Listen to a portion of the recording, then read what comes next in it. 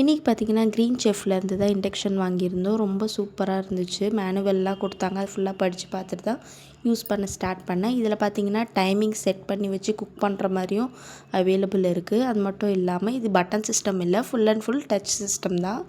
Clean பண்ணுறதுக்கும் ரொம்ப ரொம்ப ஈஸியாக இருந்துச்சு. ரொம்ப மெஸ்ஸியாக இல்லாமல் பார்க்கவே ஒரு ராயலான லுக் இருக்குது. அது மட்டும் இல்லாமல் நிறைய ஃபங்க்ஷன்ஸ்லாம் அதில் கொடுத்துருக்குறாங்க. இட்லி பாட்டுக்கு, அது மட்டும் இல்லாமல் தோசைக்கு, கிரேவிக்கு, ஃப்ரை பண்ணுறதுக்குன்ட்டு நிறைய ஆப்ஷன்ஸ் அதில் இருக்குது. அதனால் யூஸ் பண்ணவும் ரொம்ப ஈஸியாக இருக்குது.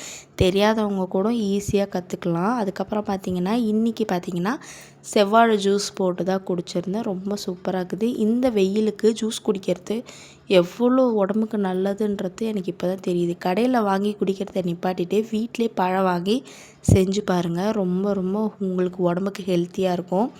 ஈவினிங்காக ராமர் நவமியை ரொம்ப ரொம்ப சீரும் சிறப்புமாக சாமி கும்பிட்டேன். எல்லா வளமும் கிடைக்கணும், எல்லா கஷ்டங்களும் நீங்கி சந்தோஷம் பெருகணும் அப்படின்ட்டு அந்த பெருமாள் கிட்ட நான் ரொம்பவே பிரார்த்தனை பண்ணி ஸ்ரீராம ஜெயம் 108 தடவை எழுதி மாலையாக கோத்து நல்லபடியாக சாமி வழிபட்டேன். நாளைக்கு ஒரு நல்ல வீடியோவில் பார்க்கலாம்.